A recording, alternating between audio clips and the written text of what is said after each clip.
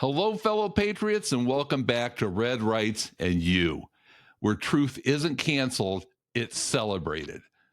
I'm Tim Andrews, and if you've ever felt like the Democrats and their media echo chamber are starring in an endless remake of Pinocchio Goes to Washington, then buckle up, because this episode is your fact-check compass through their latest misinformation tour. Now, for years, they've been saying one thing, and reality has been saying something entirely different. Kind of like watching someone insist you can keep your health care plan until you get the cancellation notice in the mail. Or the time they said Trump loves neo-Nazis, except he didn't actually say that when you watch the full tape.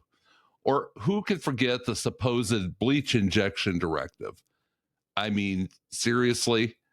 And now, when the Trump administration racks up accomplishments that actually matter, like securing borders, rebuilding industries, or cracking down on immigration crime, what does the mainstream press do? Crickets. Or better yet, a spin cycle that somehow makes the sun look like a threat to democracy. Which brings us to, Minneapolis, where anti-ICE protests have erupted after a federal immigration enforcement operation sparked clashes and one fatal shooting of a woman during an enforcement action by an ICE officer. A confrontation that has now become ground zero in the Democrat media narrative of federal agents are tyrants. But here's what they don't want you to focus on. Local leaders sued the feds and painted enforcement as a crisis. A federal judge limited how agents can respond to protests. And while chaos gets airtime, hard data about criminal enforcement, community impacts, and legal contexts get buried.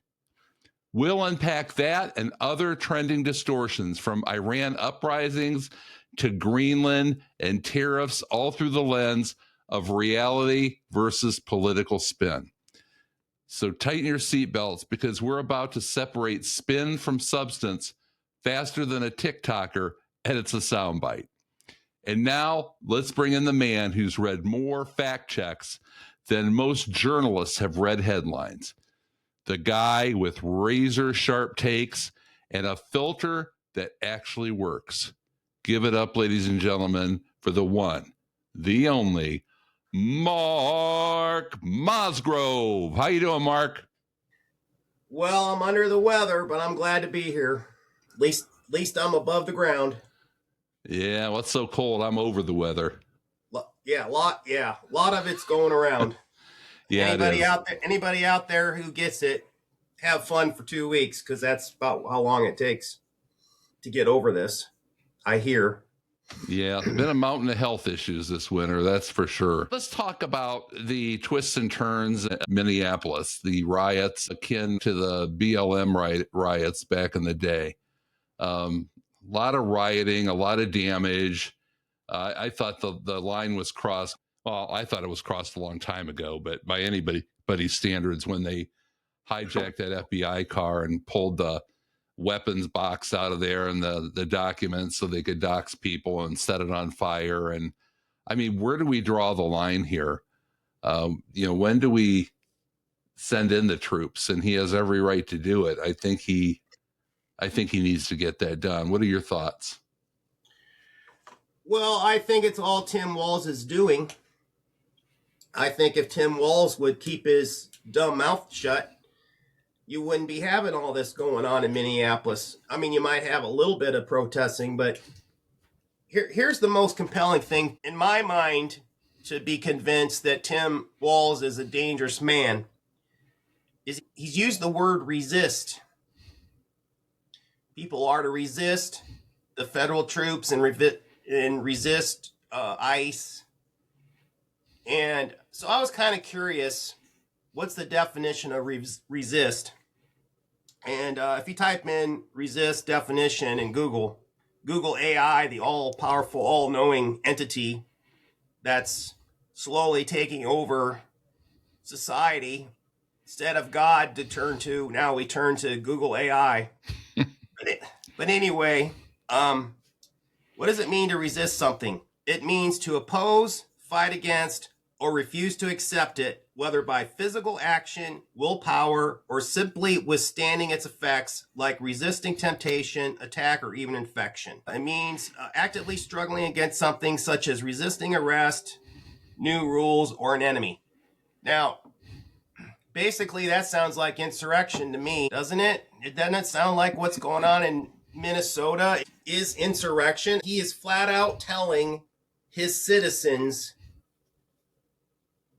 to have an insurrection against our government. That's what it looks like to me. Now, I'm no expert, but what do you think?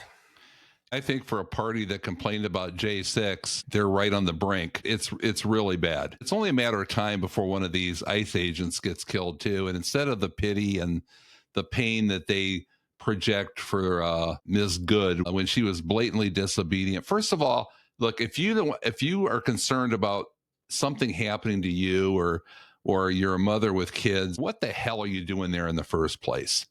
You're in there, you're just blocking the way. The bottom line is you're not going to win, especially with President Trump. He'll bring in 150,000 troops if he has to quell this. If he believes it's insurrection, and Walz and that mayor, they're just egging people on. In a perfect world, you have local police, state highway patrol. You have your own National Guard if you have to bring them in there to stop the crowd from keeping federal agents from doing their job, which is what they're there for. Now, people complain about, oh, they're arresting U.S. citizens and they're dragging people out of their houses. And, well, look, they're after specific people, but they can't go into jails like normal and get these people out so that they can be processed and deported because they've commit heinous crimes.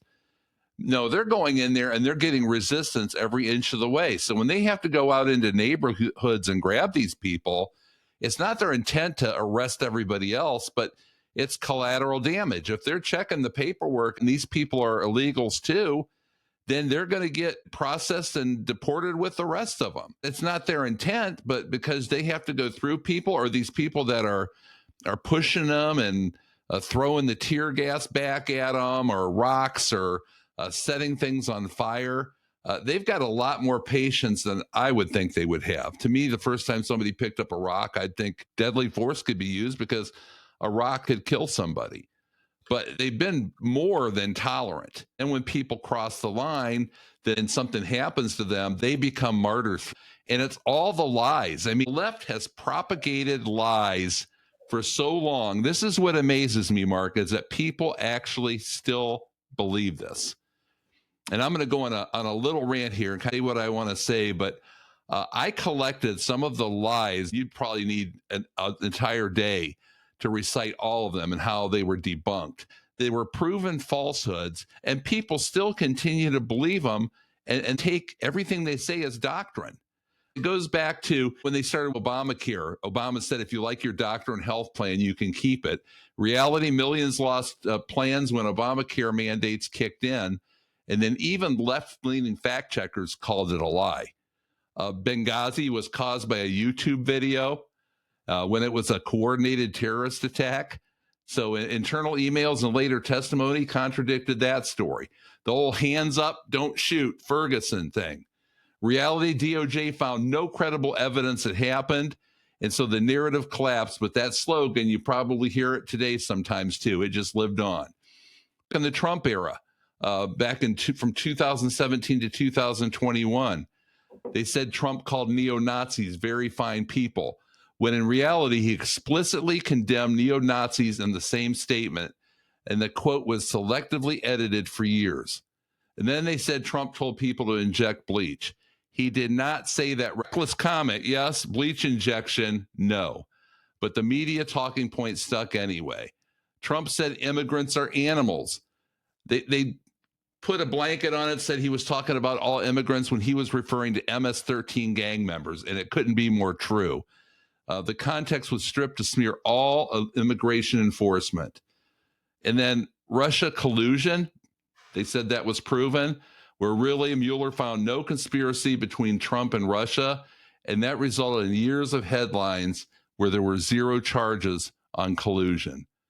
The Biden era, when border agents whipped Haitian migrants. You heard that when the border workers on the horses. The federal investigation found it never happened. Accusations spread globally before the facts were known. And then the Hunter Biden laptop, they said was Russian disinformation, when in reality, the laptop contents were authenticated by multiple outlets. So the story was suppressed right before an election. They said inflation was Putin's fault when inflation spiked before Russia invaded Ukraine. So the outcome, blame was shifted to avoid policy accountability. They said when they were in control that the border was secure. In reality, record illegal crossings overwhelmed cities throughout Texas, Arizona, and New Mexico. Even Democrat mayors admitted the truth. And now they're saying Trump is weaponizing the DOJ, and the GOP is saying they're enforcing laws that Democrats ignored for years. The claim was Trump wanted mass deportations of innocent people, and now the GOP is simply saying they're prioritizing criminals and restoring border control. They're saying Trump is authoritarian. The GOP is saying he's using lawful executive authority, not ruling by decree. They say Trump is rolling back environmental protections, when the GOP is saying they're ending mandates that drive up gas, energy, and car prices. This is the left again. They say Trump threatens democracy. Well, the democracy includes enforcing laws and secure elections, and that's what he's trying to do. So those are just a few of the lies that have already been debunked. But the liberals on the left, and it kills me that some Republicans now are even buying into all this propaganda and BS. It's amazing to me. They just keep getting lied to, and the things that they're saying are disproven over and over again, yet they still accept it as truth because they still look at their mainstream media and sources as always telling the gospel truth. So that is my rant on Democrat lies, and it pains me. I never thought people were that naive and stupid. Then you see all these lunatics. The Democrat Party is the party of the mentally ill. These people are freaking seriously mentally ill. And I'm not talking about people that legitimately have issues and problems that are seeking help. These are people that are trans and identify as furry animals, and the purple hair, and mothers who are now lesbians, and it's coming out that her partner was burning her kids with cigarettes. It blows my mind that people keep buying into this. That's why before the midterms, we've got to keep pushing Republicans and people that are on the fence seeing this lunacy and don't agree with it. I can't believe that even close to half the country believes in all this shit they're peddling. You got to get out and vote for the midterms. I know you voted for Trump, but it's not going to do any good, because if they get in there and start impeaching him, they're going to effectively cuff him. He's not going to be able to accomplish the things he's setting out to do, because he's going to be spending all his time trying to defend himself against these ridiculous accusations they're going to impeach him for. And they're not just going to impeach him this time. They're going to impeach Kristi Noem and Pam Bondi and all of them. They're going to try and get them out of there. So if you really want this administration to continue, and if you really think they're being effective, you need to vote Republican when the midterms come up. What do you think, Mark? Well, that was a lot. It was a lot. I just wanted to spew it all out there and get it all out there. Some of the stuff that they say, I don't think it's been fact checked. For instance, they say about X number of U.S. citizens have been detained by ICE or whatever. They're insinuating that they're falsely taking them like they're not supposed to be here. But I heard most of those numbers are the people who are being arrested for their protesting that's going too far.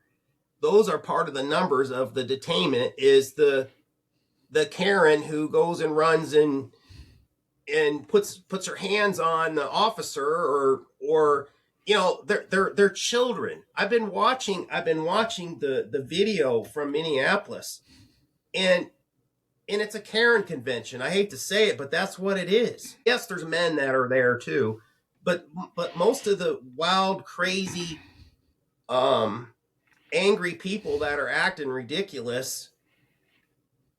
I hate to use that word Karen. I feel bad for people who are named Karen. We used to have a neighbor who was named Karen.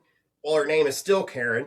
And I always felt bad for her because, like, a person whose name is Richard, the reference to the name Right, Richard, right. The slang for Richard. I feel sorry for Karens out there, but it's a Karen convention. And they're bringing their kids with them. There's tear gas and everything else. And these women, if you want to call them whatever the hell they are, these mentally ill, demented women are bringing their kids in strollers to these, you can call them protests if you want, but they're borderline riots. Yeah. We need to find out what percentage of these people are actually from Minnesota. Yeah. And how many of them are getting paid? Because the lady who got shot by the ICE officer, she wasn't living in Minnesota. She came down there, and didn't we hear that she was paid?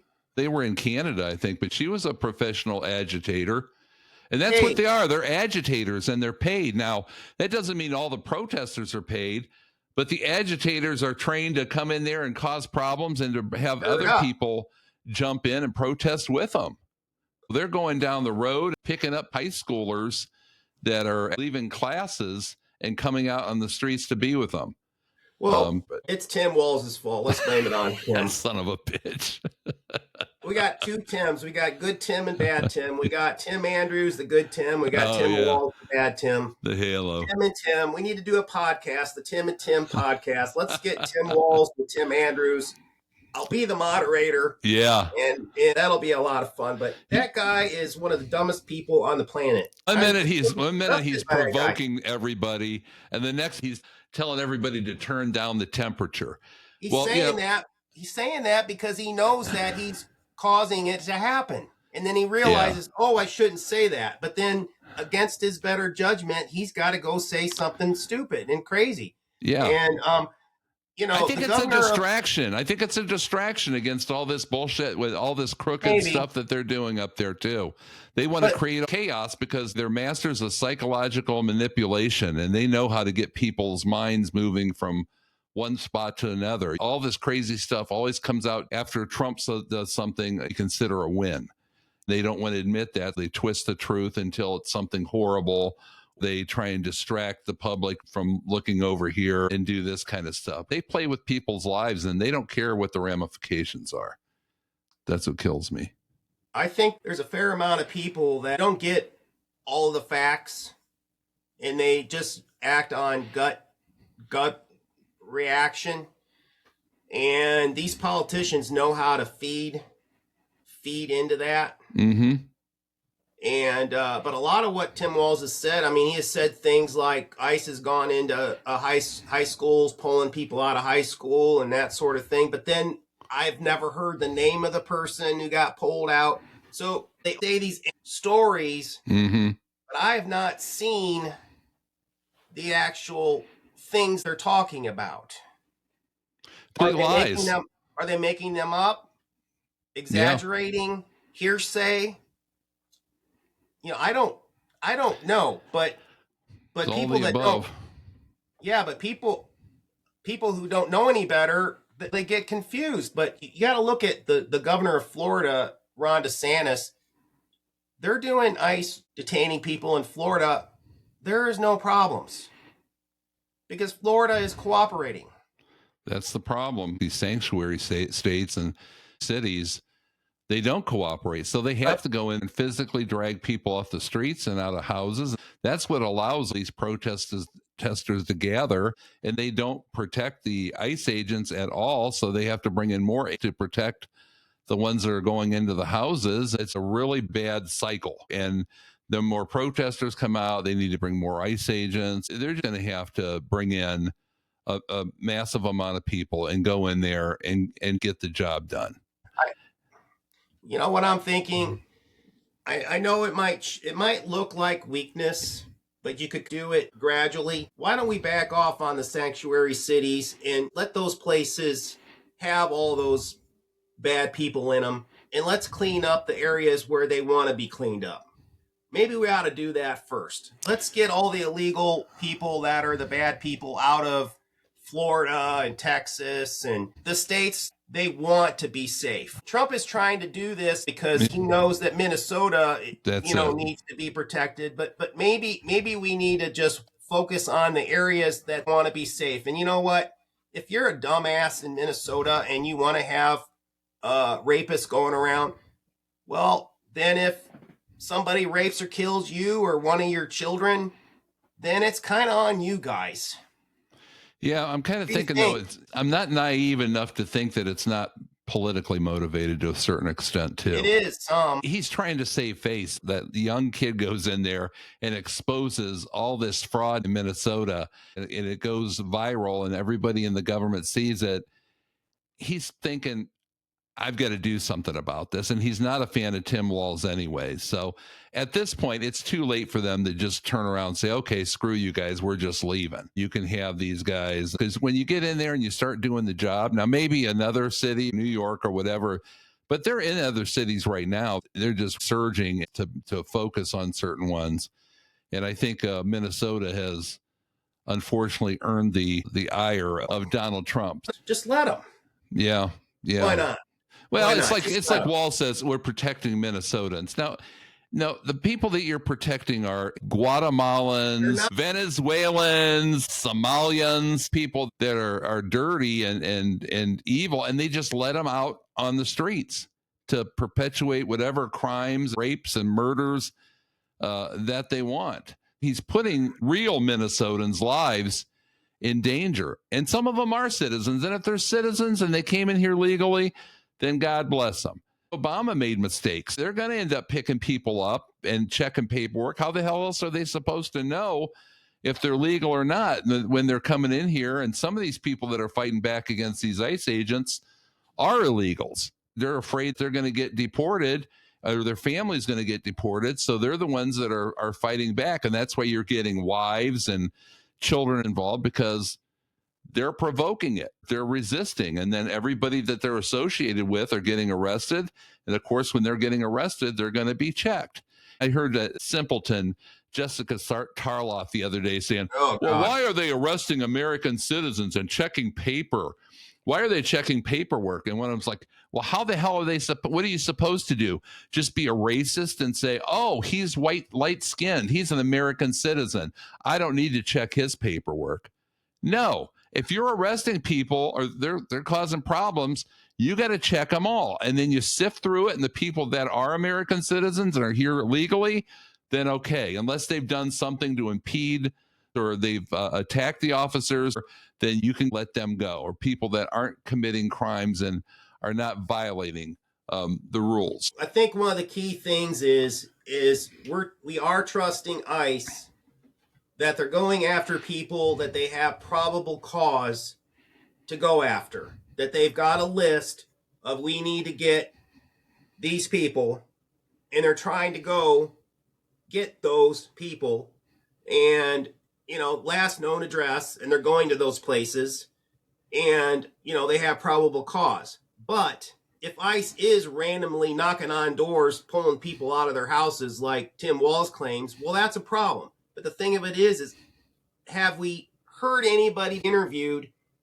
I haven't seen it, but I don't watch every single news network that there is. Has there been a person that said, I was just sitting there watching TV, watching Landman, and there was a knock on my door, and ICE came and dragged me out of my house when I was sitting in there in my underwear? I've not heard anybody say that.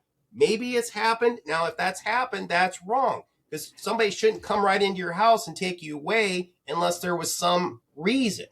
Or there's probable cause, or maybe they are an illegal, cause.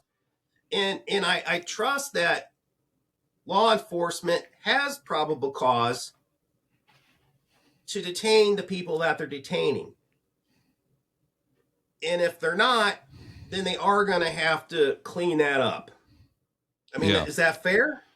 You can't just run in there and there's chaos and people are going crazy and you're after a suspect and then he's surrounded by 5 people that are trying to fight you off and that are trying to abuse you and maybe throwing things at you or whatever, and you do arrest them.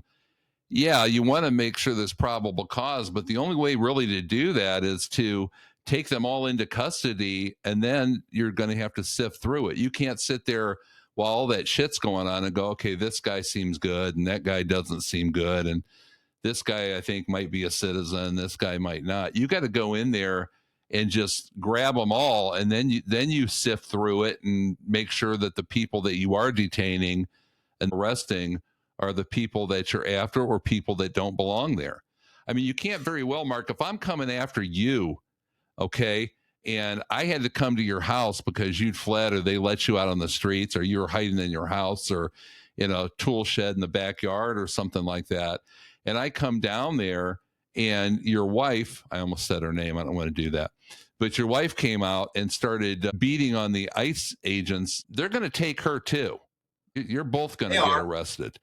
And, you know, if everything works out with her, that's fine. But the problem is, a lot of these wives and people that are resisting and family members, they turn out to be here illegally too.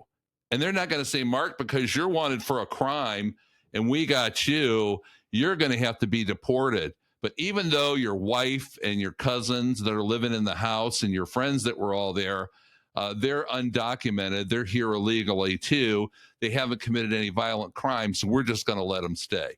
No, it's not going to work that way. If they want to get involved and they're collateral damage, they're here illegally too. He said he's going to go after the worst first, and that was going to be his priority. But not that everybody that's here undocumented, they all have a free pass, whether they committed a crime or not. That's not the way it is. He's prioritizing. But the bottom line, if he could just take all those people that have committed major crimes and were wanted for murder or convicted and get them all out of the country, they're not going to stop deporting people. It's not about, okay, you didn't do anything wrong, even though you're here illegally. Here illegally is here illegally. They're not going to give them a free pass.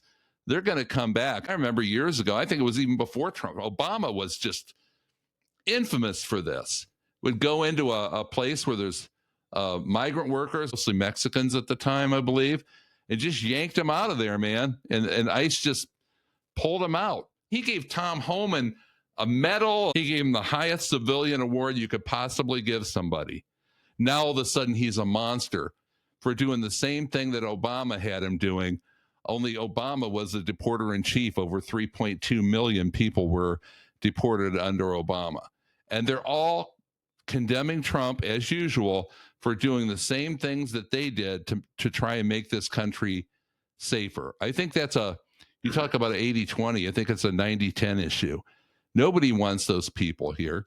They're just trying to twist it and make him sound like a monster the way they're rounding these people up, when they are the ones that are antagonizing the whole thing and causing all the chaos. Like you said, when they go into red states or places that aren't sanctuary, where people actually cooperate with them, they go in, they do their business, and they get out.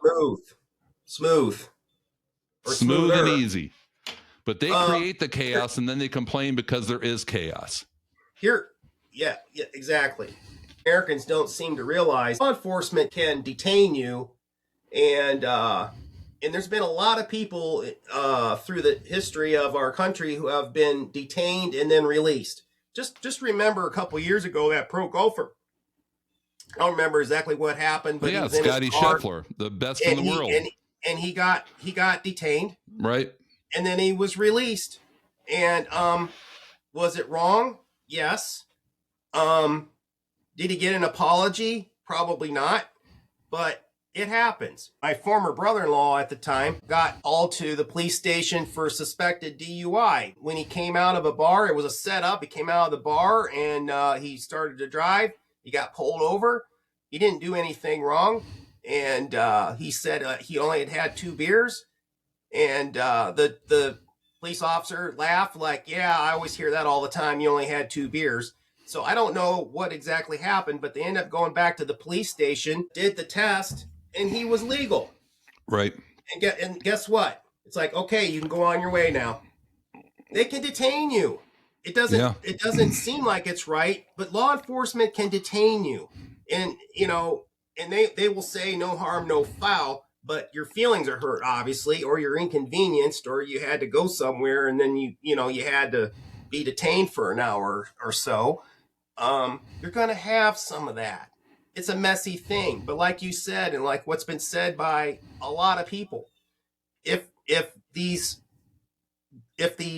cities let ICE detain the people that are on their list when they're already in jail or already for something else, and let them come in and take them away, then let ICE deal with that. There is a supremacy clause in the Constitution that the federal government, when it comes to the states versus the federal government trumps the states. So to me, they need to make laws against the sanctuary city thing, where they are required to work with federal law enforcement when it comes to, we are requesting that so and so that you have there in your local county jail, that we want to talk to him before he's released, and then if they decide to take him, let him. Yeah. That's not what they're doing. It is insurrection. It is. You got Tim Walz talking about bringing in the National Guard to what? Fight against ICE, and now Trump's going to bring in the National Guard? Civil war. That's civil war. Well, he wants to bring in 1,500 or more airborne that train in Arctic weather up in northern Alaska and bring them into Minnesota. If he does that, man, people are going to want to watch who they're messing with, because those guys can be lethal. They don't play around when their lives are in jeopardy or somebody else's. They have very little tolerance for things like that. What's going to happen if we have Minnesota Guard on one side of the street, and ICE on the other side of the street, and then it gets into a physical confrontation? That is insurrection right there. Yeah, and correct me if I'm wrong, and I may be wrong on this, everybody, and I'm sure if I am, people are going to correct me, but National Guard are still federal troops, are they not? Whether they're in Minnesota or Ohio or Tennessee or whatever, if I'm not mistaken, you can't, as a governor, bring in your National Guard to fight against federal troops, because aren't they still paid by the federal government? I mean, they're still federal troops, are they not? We need someone who has better knowledge of that to comment in the comments below on what the law is on that, because I can't say for sure. That would really be awkward. You can't ask people to fight against their bosses, the people that are paying them and employing them. Just because it says and I'm pretty sure just because it says Minnesota National Guard, I don't think they're funded by state taxpayer money, but I very well could be mistaken. I just want to, let's just send them all to Greenland. Yeah, right. There you go. We're going to have to cover that another time. We're running kind of short, but I want to go through something real quick. I have a friend from high school that's always challenging me and asking me questions, and he's trying to understand, and he sees everything from the left point of view, watches mainstream media. I said some of the basically Trumpisms that he says and how he acts sometimes that none of us really agree with. At times it can be kind of funny, but especially if you take everything he says seriously. But I said, I'd rather look elections. At all. Right. Right. I said, I would rather take his accomplishments and judge him on his successes. And this guy says, now this is an intelligent guy.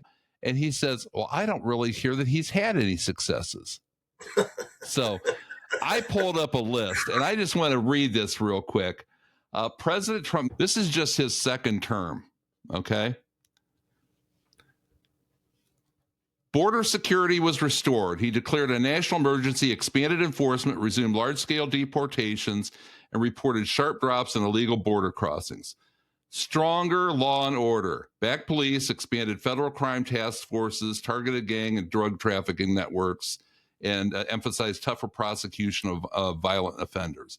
America First energy policy, expanded domestic oil and gas production, reduced regulatory barriers, and helped drive down gasoline and energy prices. Economic growth push focused on deregulation, business confidence, and tax relief aimed at boosting private sector hiring and investment. Tax relief extended. He signed the major legislation extending the Trump-era tax cuts, protecting everyone, including middle-class families and small businesses, from higher taxes. The federal bureaucracy rolled back and eliminated DEI mandates. He reduced federal agency overreach and pushed efficiency reforms across the executive branch. Judicial and constitutional focus. He continued appointing judges aligned with constitutional originalism and states' rights principles, immigration enforcement laws. He passed and signed legislation strengthening detention requirements and empowering states to cooperate with federal immigration enforcement. Strong support for Israel. We talk about that all the time. Foreign policy through strength, government transparency and accountability, pardons and clemency reform, trade and manufacturing focus, continued America First trade policies designed to protect the U.S., reduce federal spending growth, rapid executive action, moved quickly through executive orders to reverse Biden-era policies. Now, I also real quick looked at some of the things that Joe Biden did or did not accomplish. Now, with him, the border crisis was created when he reversed Trump-era border policies on day one, leading to record illegal crossings, overwhelmed cities, human trafficking, and fentanyl flooding the country. Inflation explosion, oversaw the worst inflation. Now, they talk about that with Trump. Here's what he inherited. 9% under Biden. Worst inflation in 40 plus years, crushing middle and working class families with higher prices for food, gas, rent, and utilities. Energy independence was destroyed. He killed pipelines, restricted drilling, and pushed green mandates, raising gas and electricity prices and making the U.S. less energy secure. We've all heard about the Afghanistan withdrawal disaster, where he botched the withdrawal, leaving Americans behind, abandoning allies, equipment, and 13 U.S. service members were killed. Weak on crime, back soft on crime policy, encouraged bail reform, and failed to support police as violent crime surged in major Democrat-run cities. Drugs and fentanyl, that crisis was ignored. Border failures allowed record fentanyl deaths while the administration downplayed enforcement. A weaponization of federal government.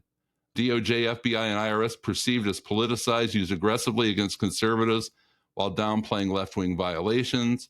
Censorship and free speech violations.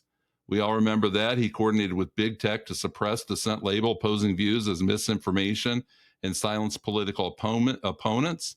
Massive government spending, trillions of dollars. Foreign policy weakness. Emboldened adversaries. Russia invaded Ukraine. Iran advanced nuclear ambitions. China grew more aggressive. Iran was empowered, relaxed sanctions, and released funds that critics argue indirectly financed terrorism. Middle East chaos. He undermined the Abraham Accords. Economic growth illusion. He claimed there was job creation largely tied to post-COVID reopening, not organic economic growth or strong private sector expansion. Small businesses were harmed, increased regulations and compliance costs, while inflation and labor shortages crushed small businesses. DEI over merit, that doesn't need to be further explained. Military morale declined, enlistment was down, and there were declining readiness concerns. Student loan bailouts, we all remember that he was trying to forgive their loans. Mental fitness concerns, he repeated public gaffes, confusion, and limited press access. That raised serious concerns about his leadership capability. Declining global respect throughout the U.S. Allies questioned U.S. reliability. Adversaries openly challenged American leadership. And finally, division over unity, promised to unite the country, but consistently demonized political opponents and conservatives as threats. So there you have, from both sides, both parties, what's going on. So what is the decision, Mark? What is the decision with all the lies and horrible policies? How in the world are Democrats gaining any kind of traction in this crazy world? Well, I hate to say it, and I know I'm going to be accused of being a Bible thumper, but you know what? I gladly am a Bible thumper. I think it really is a battle between Christians and non-Christians. I don't know the numbers, but probably 70-80% of conservative Republicans are Christian. Probably that's flipped for the Democrats, I'd have to say. And from my personal experience, some of the people that we have that are Democrats that are around us are not Christians, and they're hostile towards Christians. If they don't want to be a Christian, that's fine. Everybody can choose what they want to be. But they hate us. Yeah. They do. And I think that's fundamentally at the core. Well, look at the qualities. what we've read in the Bible about the devil, who's the master of deception, manipulation, temptation, lies, deceit. All the things that they're doing are really evil based, or devil based. It's hard to deny the policies and the people, the trans movement, all this kind of thing that they are supporting and fighting for are wrong. It says that in the end times, what is right, it becomes wrong, and what is wrong becomes right, and we're there. Yeah. We're there. And my wife tells me all the time, her Democrat people on Facebook or people she went to school with, they keep saying, we don't understand how you Republican Christians can stand for Trump. You're a bunch of hypocrites. What do you think, Tim, when someone says that you're a hypocrite? What do you say to that person? Well, that we're a hypocrite because we're Republican Christians. I think their definition of my definition of hypocrisy are two different definitions. Yeah, I've never changed what I've believed ever since I was a kid. Well, you can't. I mean, if you were a true believer, the word is what it is. I'm not getting up on a pulpit here, but the word is what it is. On their side of the aisle, with the liberals, they say they believe in God, but they just twist, like they do everything else, the word and the Bible to accommodate their sins and hypocrisy. And so if you want to twist something, and if you know more about the Bible word for word than I do, but at the very end, it says that he who changes one word in this book will be condemned. But they don't care about that. Their God, he's fine with trans, he's fine with changing body parts, and he's fine with homosexuality and man laying with man, woman laying with woman, and all these different things, because they turned their God into something that accommodates them. He never moves. People move away from him, but they've moved the word to accommodate their wicked lifestyles and what they're doing. So you can do whatever you want. Here's the thing about that topic.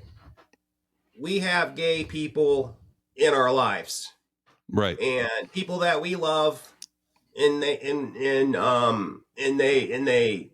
some of them love us back. It's beyond my pay grade to try to sort out what to do with that situation when it comes to what God thinks. I don't know. I don't have an opinion on that. That's for God to sort all that out, because for me to judge someone, I mean, I might be the worst. I might be a lot worse than anybody else. I mean, I might be the one going to hell. So I'm very careful about that, but I do know what the Bible says. Right. And to deny what the Bible says is denying God as well. It doesn't mean you can't. You've got people in your family, and if I did, I don't think I do, but if my son told me that, I would still love him. And we're all accountable for ourselves. From the time somebody reaches the age of accountability, the apron strings are cut. Right. You may like or dislike something, but we're all accountable for our own behavior and our own souls and what we think the consequences are going to be. Right. But we do know what the Bible says. Right. And I'm not going to deny what the Bible says, because if I deny what the Bible says, then I'm denying my faith, and I'm denying Jesus. But then I also know that the Bible is full of forgiveness as well. Right. So it says in the Bible about how hard it is to get to heaven. Maybe only 1% of the people go to heaven. And there's some people that think everybody goes to heaven when you die. I have no idea. We're kind of getting off the subject, but the reason why I brought it up is I think the fight between both sides tends to be Christian versus non-Christian, and a Democrat versus Republican. Now, I have good friends that are Democrats, that are good Catholics and that sort of thing. I'm not saying that if you're a Democrat, you're not a Christian. But what I'm saying is probably in general, most people who are Republican tend to be more Christian, and on the Democrat side, less so. But what a lot of people don't understand, Mark, we're here, we're living in this whole thing, but this is happening all throughout the world. That's the scary part. Look at Europe. I mean, really, we are the last bastion of hope for a conservative government. England and France and Italy and all these places are going liberal. Damn the torpedoes. They don't care what the consequences are. People getting arrested for free speech in England, one of our biggest allies, and the whole world's, is going to hell in a handbasket, just providing these liberal ideologies. So it happens everywhere. We've got a few minutes here. We might as well go full blown into an hour. We're going to try and cut this short because neither one of us are feeling very well today.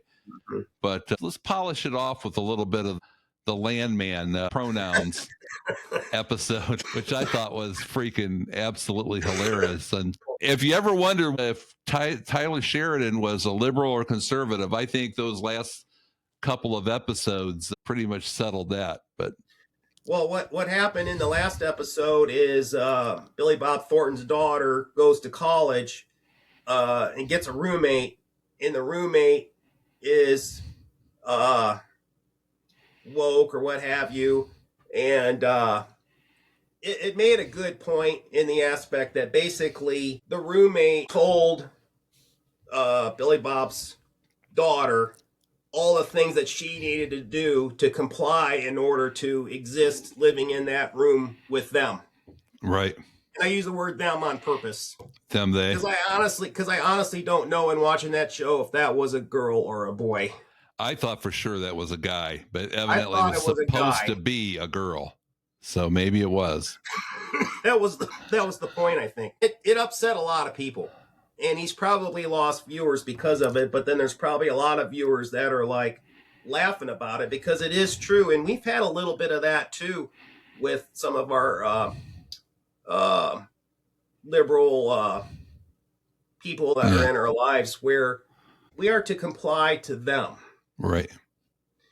And, like in the Landman episode, like they said that she couldn't bring food into there, and it definitely not meat and the smell and everything like that. And then meanwhile, they bring a ferret out and so basically, but if you took that scene and you remove the politics, the whole absurdity of it is really on display. Yeah. The whole absurdity of the position where basically it's like, you have to comply to what I think. And too bad. And if you don't, you're bad. Yeah, but, between that and The View, making fun of The View, I thought that was hilarious too. But it's true. A good show. If you guys haven't seen it, watch it and judge for yourselves. It's maybe my favorite it's kind of funny in a way, but it's in my top 3 shows of all time. I love that show. I just think it's very informative. They really do a good job of explaining the intricacies of the oil and the gas business, especially in season 1, and why everything is dependent on oil and gas. That's important to know too, because right now with prices, the biggest thing is to get the oil prices down, because oil actually determines pricing on a huge multitude of things, almost everything in one way or the other. The pricing is dependent on the value and the prices of oil. You see this shirt? You needed oil to make this shirt. Right. Polyester. Or this plastic in this microphone. Plastics. Everything. Yeah, the makeup, mascara, almost every single thing that we use and oil predicates what transportation prices are, and the prices of hauling goods determines what our prices are too. So Trump, when he's talking about driving energy costs down, that is going to naturally drive other costs down without even thinking about it. They're talking about tariffs. Yeah, you can relax some tariffs. He knows what to do, and you can't give him all the credit because he's got a brilliant team around him that can look at all those indices and determine what's going to drive prices down. So all these people that are worried about affordability, I don't think you need to worry. It's going to be taken care of. You just give it a chance. But about oil, even if you decided you wanted to just eat fruits and vegetables, you know how much oil was used to produce those fruits and Yeah. vegetables to get it to the store? You needed oil for the chemicals that they use. You need oil for the fuel to for the machinery to work, for the factories that bring it through and clean it Yeah. up to get it to the store. You're burning oil to drive to the store to go pick up your cherries or your oranges. My Oil runs the world. My favorite thing that Billy Bob Thornton's character, Tommy, on Landman talked about was he was pointing to the windmills that were in the oil fields Yeah, and alternate forms of energy. they're not. Windmills, solar panels, all that stuff is all driven by oil. Yes. Oil runs those windmills, and they're made mostly of byproducts of oil. And the same with solar.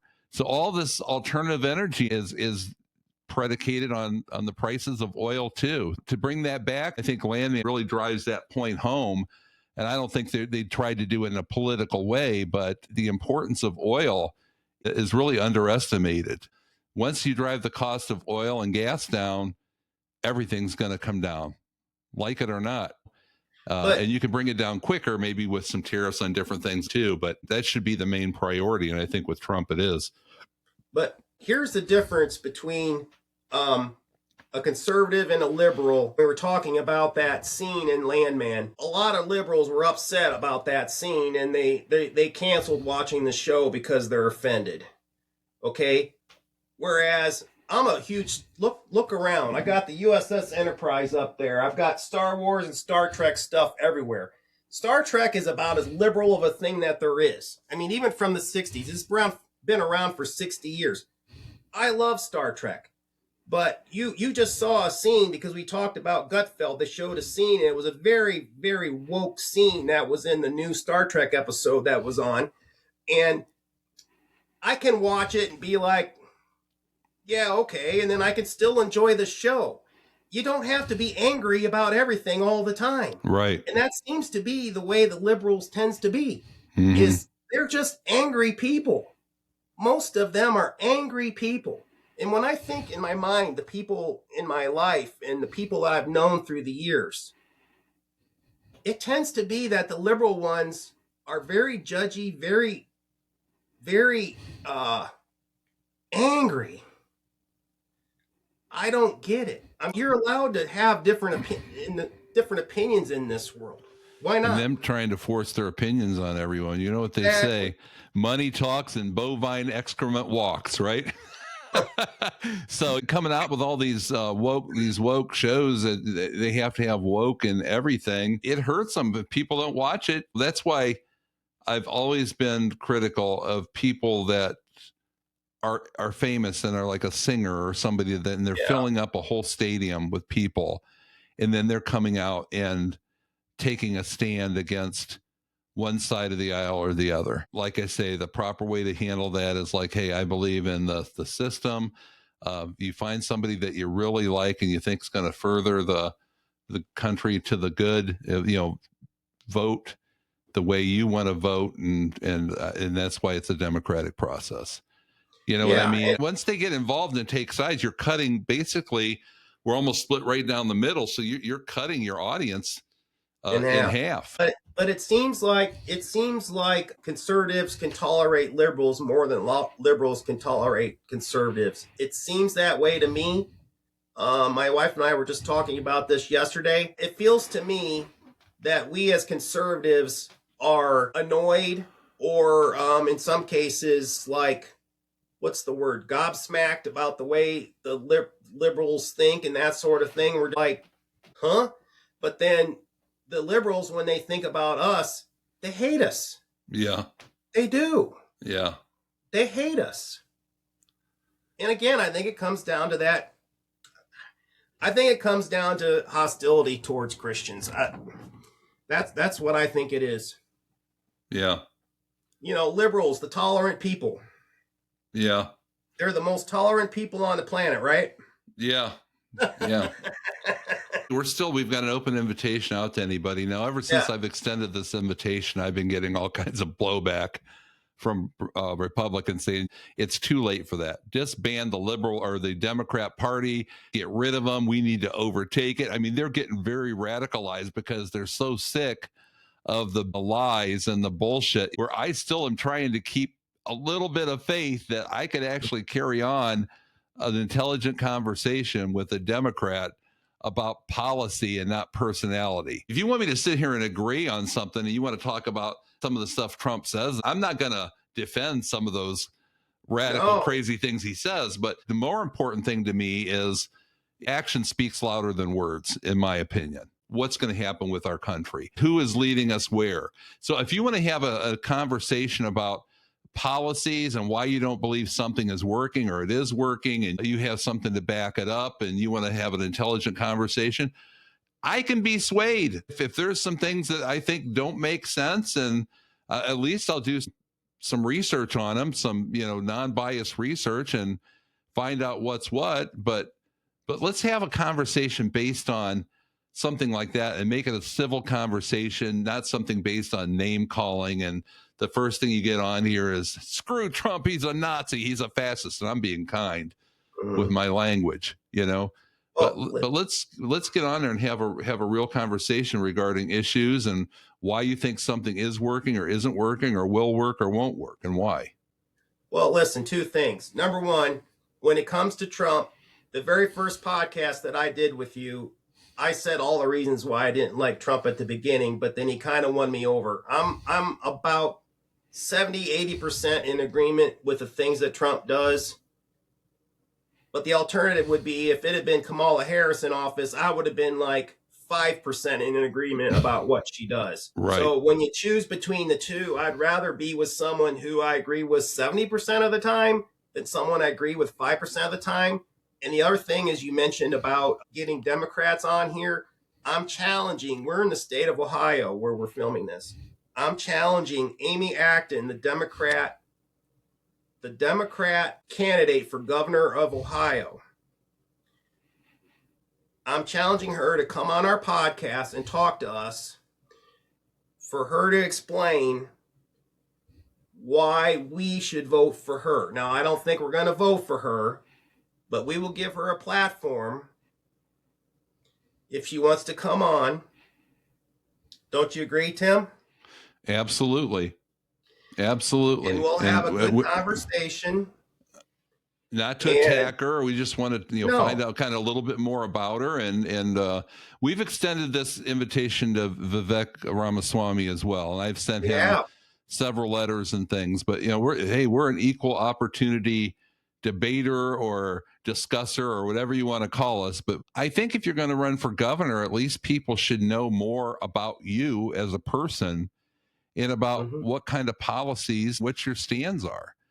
Vivek is everywhere. I was just at a function where he was at. But Amy Acton, her name's going to be on the ballot. Allegedly, you don't hear a lot from her, but we'd love for her to come on and say, this is why I'm running, and this is who I am, and this is why I feel I'd be a great leader in the state of Ohio. Maybe she's moderate. Maybe she's moderate. I don't know. I'd like to ask. Nobody knows. I don't think anybody knows. But I just sent her an invitation via email, just like I did Vivek Ramaswamy. Hey, either one, we're equal opportunity. We're going to ask, I think, what are fair questions. We're not going to gang up on you, whether you're Democrat or Republican. I don't think voters a lot of times know a lot about kind of their candidates. Even Vivek, let's talk a little bit more about what you're about, or where you're coming from, and how it ended up being Ohio. There's certain things that people would like to know about their candidates before they hit the ballot box. So, Ms. Acton, we'd love to have you on and discuss those things with you. And it's always a welcome format. We'll be fair and treat you right. Maybe the first step in trying to get a little bit of some sort of getting along is talking to the other side, and not necessarily about politics, but realizing that they're people. Because I think what's happened is, I think we have dehumanized the opposite side. If you're a Democrat, if you I've heard where people have, if they're going to go out on a date and they find out that the person likes Trump, they're immediately not going to go out on the date with them. that sort of Right. thing. Or family members that don't go to your house at Christmas because they know that you voted for a Republican and they're a Democrat and that sort of thing. I think, that's dehumanizing. It's okay that if my person that I want to vote for is a Republican or a Democrat, that's okay. We're allowed to have that. But we don't have to necessarily dehumanize everybody Right. who don't agree with us. Yeah. Now, What I'll tell you, Mark, is my oldest son is about as liberal as they come. yeah, They don't get much more liberal than him. I love him to death. We rarely talk politics because we really don't agree on much, if anything at all. But if we do talk it, or regardless if the conversation leads down that road or something, we always make it a point at the end of the conversation to tell each other that we love them. mm-hmm. Because I don't think you should let politics dictate your relationship with your family. I've always been a believer in God and pretty conservative politically. But if you have friends in real life, it's not because they're a political persuasion or religion, what God they choose to worship or whatever.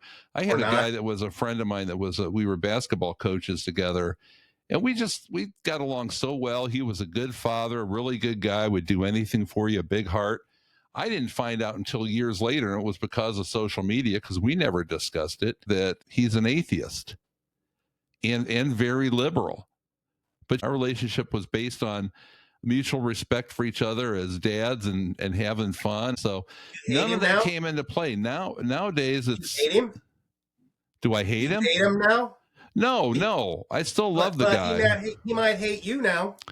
No, I don't think so. I mean, I see him every once in a while on the internet. We had hell, probably, it's funny how like 5 or 6 years, none of that stuff ever came up. And then I will admit, the first time I saw that he was an atheist on social media, I was really taken aback by it, because I didn't feel like, however way an atheist acts, that he acted that way, or even so much a liberal. But he's a very deep thinker too. His friends in college used to call him Buddha, because he always has all these deep thoughts about everything. But we just had some good conversations and things, and I never held any of that stuff against him.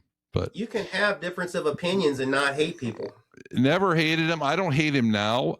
We live further apart, so I don't see him anymore, really. But that has nothing to do with any of those things. That's why social media, I think, has its good points and bad points. And I think the bad is you can learn too much about somebody that you just took them for what they are on the surface, who they are, and how you feel about them as a person, rather than read into everything with their political viewpoints and their politics, their religion, how they feel about certain specific things. It was organic, our mutual respect and care for one another as people, so for what all that's worth. So there's my Confucius remarks of the day. We got to get rolling. We're running really long on time. Again, I'm not going to talk too much about it, but we got some great merch up above me, maybe up above Mark, whatever it is, including these wonderful coffee cups. There's the one with the flag. This is the one without the flag. It looks like one of our leaders. I'll let you guess which one it is. Everybody who sees this mug in my personal presence, they're like, I want one of these. Yeah. So for what it's worth. There's how you get one. It's right up over above, and you can find all kinds of T-shirts and merch. A lot of it's original artwork and one of a kind designs, and it's limited. So it's not just a mass-produced thing that you're going to get overnight that everybody else has. It's something that you can wear somewhere and somebody's going to go, I've never seen anything like that. If you want something like that, very conservative, but some of it isn't. Some of it's showing your pride, the flag shirts, flags with eagles, pets with Uncle Sam hats on, different breeds of dogs and cats, whatever's your pleasure. But thank you so much again for joining us. I appreciate you all very much. Red Writes and You at gmail.com is how you can contact us.